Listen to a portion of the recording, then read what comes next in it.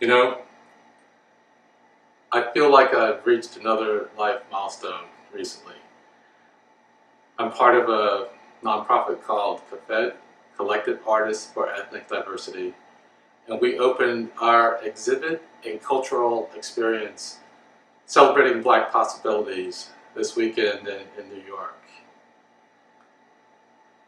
It was truly just amazing to bring a group of multidisciplinary Black artists together to create an art exhibit as well as a series of cultural events that run from, we began on the 7th of June.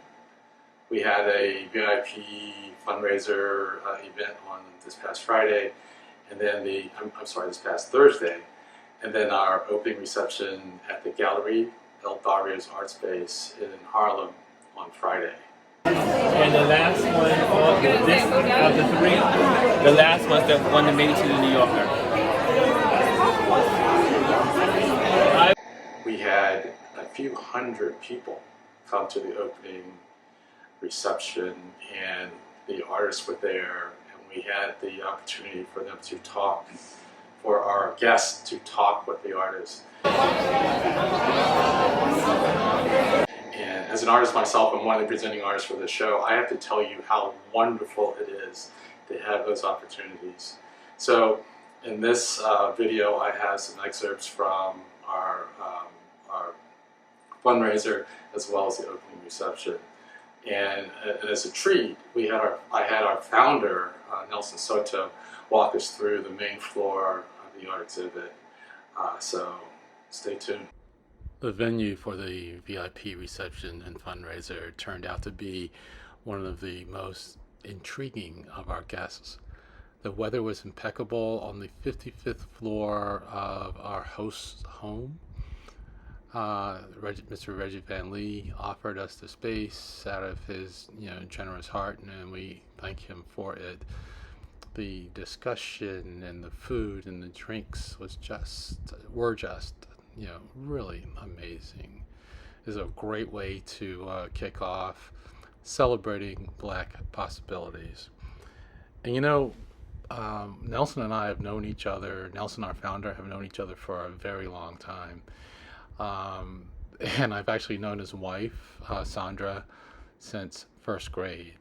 So working together with him on CAFED is really an honor and a pleasure that I cherish. Artists from the show, invited guests, and family joined us for the reception. And again, I don't know how it could have been better. It was just so much fun. And here's me, Sandra, and Nelson near the end of the event and the amazing sunset. We dropped in on Nelson at El Barrio's Artspace on Saturday afternoon after the opening reception to get his perspectives on the show when the space was empty and quiet. This series was a struggle because once everything opened up, the dynamic of the room changed it. So curator Albert Giustiano, brilliant man, and his assistant Annie Arroyo decided to take time. It was a good 40-minute process to put the story together. So this is a series of photos from Ron Louise Foster based on the volcano in Iceland. There were two that were eliminated because it was a little bit repetitious and we wanted to keep the story focused and concentrated. The elephant originally was at the end, but the elephant reflects coolness. And as you can see here, fire. So this photo perfectly tells the story as he takes the water and throws it out of his nostrils. Cool down the fire.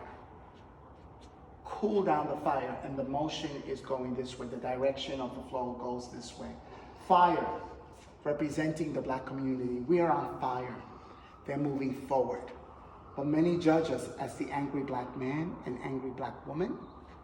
This cools our story as we maintain our fire and move forward. by not being judged in such a negative manner. And the last one of the three, the last one's the one that made it to the New Yorker. Every time it would splash like this, you would feel the heat coming out at you. And every time it did, you were like, don't explode anymore. They were just exploding.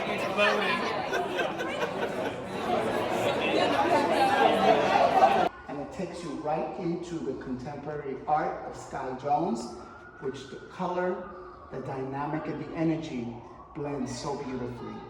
And I love this series because this is a young 17, 18-year-old girl who was not ashamed or afraid to acknowledge the legends in the Black community, bring them into the contemporary, but at the same time showing the reflection of all generations. You have youth here, you have teenagers, the Black experience of braiding your hair, the Black experience of always being connected to family, the past and the present, created by Skye Jones. I'm going to go. And I find that fascinating. The red lollipop. Why the red? Yes, why? I don't know. We have to ask her. But it's vibrant, it's color, it's peaceful, it's happy. You know, why did you choose to do the lollipop in red? Striking. But it's a little bit of the colors that you see throughout the palette. I'm surprised this one didn't go. Yeah. Why did you keep that last? Right. It looks like a father. Yes, exactly.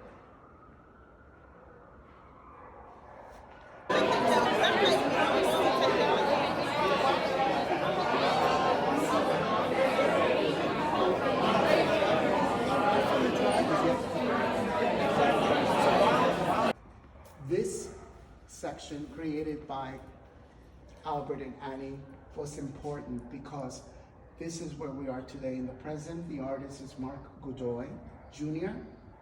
And, you know, everyone who came to see the show, you can see in the spirit took reverence to this section. Everyone stood back and acknowledged that this is where we are today, unfortunately. And hopefully the portrait of these three men will make a change for the better as we continue to fight for safety, for the rights of people of color not to be marginalized by the police department, and come to a conclusion of where can we make it better so that tragedies like this won't take place. So Mark Godoy did a beautiful job. This is Patrice and this is Yeah. Mm-hmm. this is kind of holy. Yeah. Yeah. There was one artist that the family heard about it.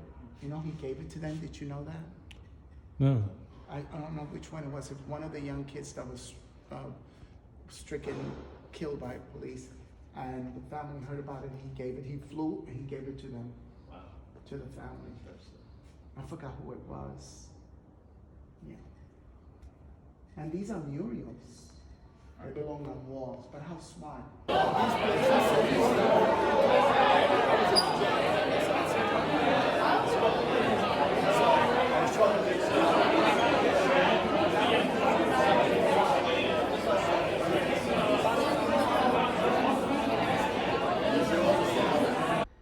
While I was playing cameraman, I missed some of Nelson's comments on my work, believe it or not.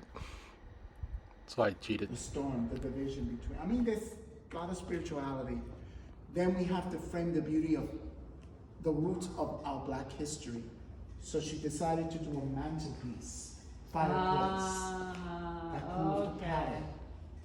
It cools the palate.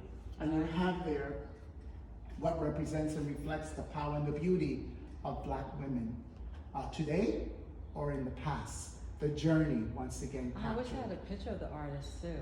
McKenzie, he's amazing.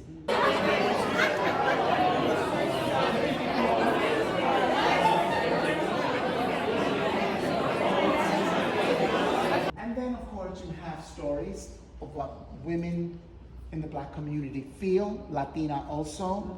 The questions, as you can see, she's playing with a white Barbie. Yeah. Ooh. You know, there you go, you felt it now. Yeah. This is, you know, it's funny because these artists are who they are, but I still think somehow they're connecting to the women, Yeah. right? There's something about it. And then, of course, the area where we question these women.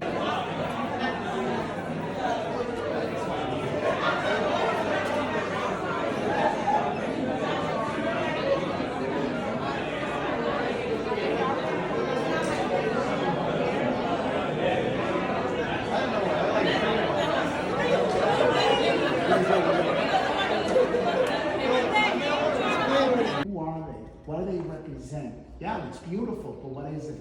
And Professor Tao's goal is to create the story of diaspora. These women are coming, they're not from here, they're from different parts of the world. A collection of artwork. Commonality. Exactly. Nice Yeah, little they're here. curly, beautiful, dark. Brazil, Yes. whether they're in Europe or in England or in New York, they're connected. So these curators really, they were here from 8 o'clock in the morning to 7 in the evening because the story has to be cohesive and clear.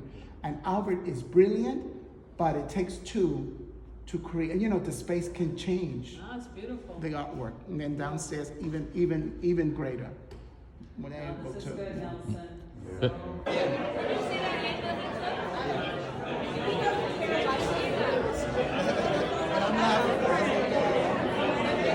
It's good.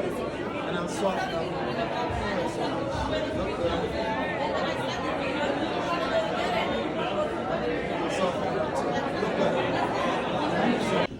I love the lower level gallery at El Barrio's Artspace. It's spacious, it's interesting, the lighting is incredible, both the practical lighting as well as natural lighting from the window wells that were created when they renovated the building. You also see some architectural details from the building that was built in the late 1800s, so it's kind of cool. A few more words about the building and what the art space is. The upper levels are residential housing for artists. So the whole environment created by having all that creativity in one place is really palpable. And so you walk in there and it feels like some cool things are going to happen. So it's a really nice opportunity to be able to exhibit there. This exhibit is by Mark Hill, who's a prominent architect currently out of Atlanta, who's also worked on the National Museum for African American History and Culture in Washington, D.C. We're really proud to have him on board with celebrating Black possibility.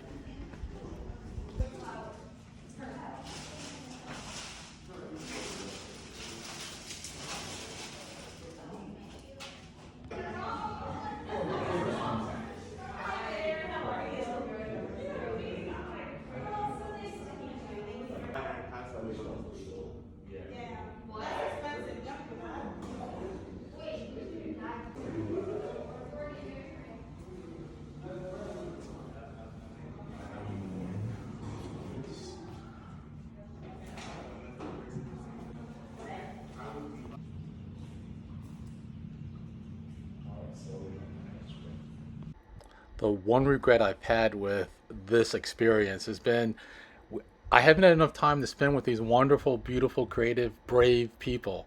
So ready to do another show. So we're up until the 24th of June. Stop by.